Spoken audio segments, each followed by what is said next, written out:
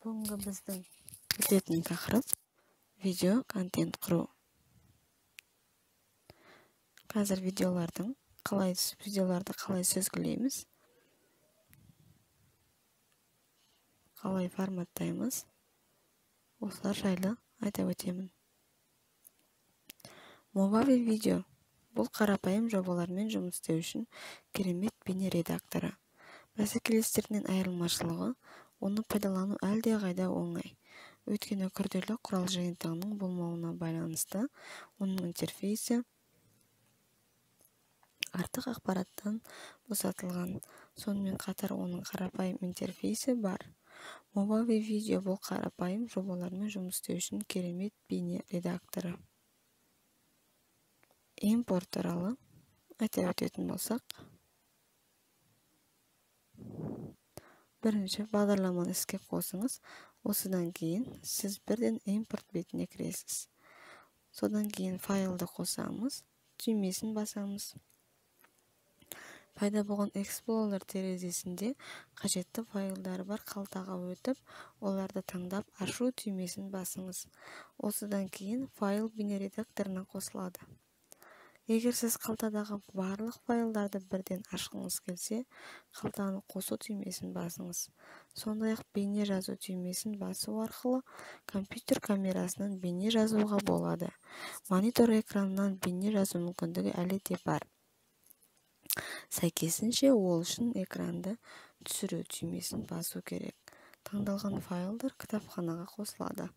Олармен жұмыс істеу үшін оларды бағдарламаның төменгі жағында орналасқан уақытша жолға апаруымыз керек. Енді видеоны қалай сөзгілейміз? Осы жайлы айта кетсек, сөзгілер Movavi видеоны пайдалану туралы нұсқаулықты жалғастыра отырып, сөзгілермен жұмыс істеуге көшейік. Тиісті мәзірді енгізіңіз. Ол үшін сол жақ панельде сиқырлы таяқша түрінде көрсетілген сөзгілер басырмасын басыңыз. Санат бойынша сөзгілер оң жақта пайда болады. Қажет болса, олардың толық тізімін көрсету үшін барлығын таңдауға болады. Бейнеклипке сөзгіні қолдану үшін қалаған батырманы тінтуірдің оң жақ түймешесінен басып, оны ұстап тұрып, бейне жолға сүйреп апару жеткілікті. Егер сіз барлық клиптерге сүзу қажет болса,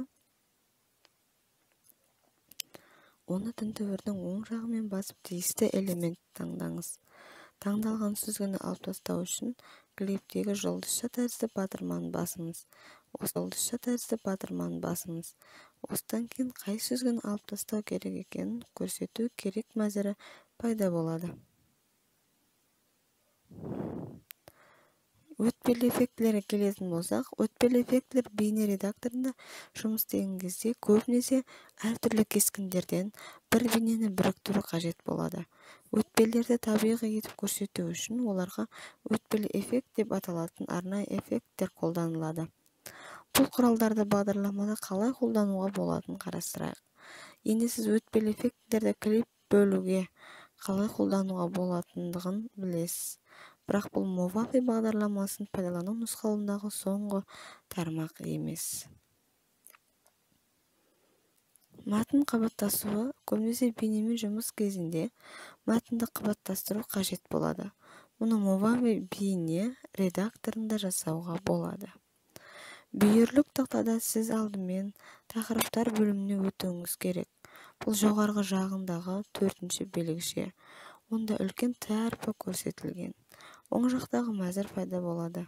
Онда сіз өзіңізге ұнайтын тақырып стилін таңдай аласыз. Олар алдыңғы жағдайлардағыдай санаттарға бөлінеді. Мәтіннің стиль туралы шешім қабылдаған кезде тиісті белгішені бейне тірекке өтіңіз. Бұл әдеттегі сүйреу арқылы орындалады. Егер сіз бейне үзіндіден кейін немесе одан бұрын тақырыптарды орнатқыңыз келсе, оны жазба орналасқан жолға тікелей апаруыңыз керек.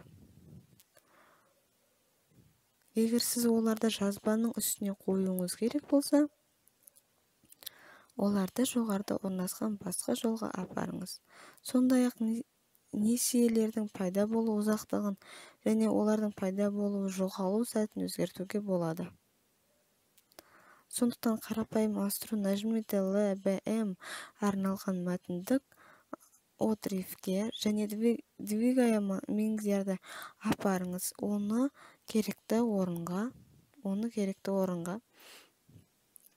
Егер сіз оның ұзақтығын өзгерткіңіз келсе, мәтіндік тректің шеттерінің біріне LSM қысыңыз. RSM уақытында тақырыптарды басу арқылы сіз өңдеу тармағын таңдай аласыз. Осыдан кейін мәтінді көрсетудің негізгі параметрлерін орнатуға болатын терезе пайда болады. Оның орналасқан жері, түсі, өлшемі және тағы басқа. Фигураларды қолдану, егер сіз мысалы пайдаланушылар қандай да бір әрекеттерді орындау туралы нұсқау беретін бейнені жазуды шешсеңіз, онда жазбаға әртүрлі фигураларды, тіктөртбұрыштар, шеңберлер қою керек болады. Таныс бүйірлік тақтада тиісті бөлімге өтіңіз. Ол 5-ші қатарда орналасқан геометрия фигуралардың белгішесі. Панельдің оң жағында фигуралардың өздері пайда болады. Бейнеге қажетті нәрсені қосу үшін төменнен бейне трекке апару керек. Бейненің үстіне қосу үшін таңдалған пішінді жолдың тиісті аймағына жылжыту керек екенін ескеріңіз. Жазбаға дейін немесе кейін көрсету үшін жолдың өзінде қалған барлық іс-әрекеттерді түсінікті нәтижелі сізге басу қажет фигуралар ЖКМ құрады және де таңдау тиісті тармағы. Енді Movavi видео бағдарламасын қалай пайдалану керек туралы нұсқаулықтың маңызды тармағына көшейік. Бағдарлама терезесінің төменгі жағында қарындаш түріндегі түймені басыңыз. Жобаны орнату терезесі пайда болады. Онда сіз көрсетілген бейненің барлық қажетті параметрлерін орната аласыз. Ажыратымдылық, кадр жиілігі, сынама жиілігі, кадрға орналастыру және аудио арналар барлық қажетті параметрлерді көрсеткеннен кейін ОК түймесін басыңыз.